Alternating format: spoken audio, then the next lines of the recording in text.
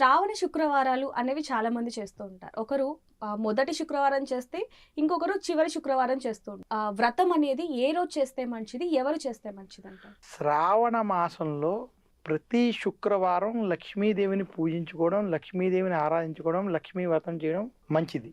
అయితే మనకి శాస్త్రపరంగా చూసుకున్నట్లయితే శ్రావణ పౌర్ణమికి ముందు వచ్చే శుక్రవారం ఏదైతే ఉన్నదో కొన్ని సందర్భాల్లో రెండో శుక్రవారమే శ్రావణ పౌర్ణమి ముందు వస్తుంది.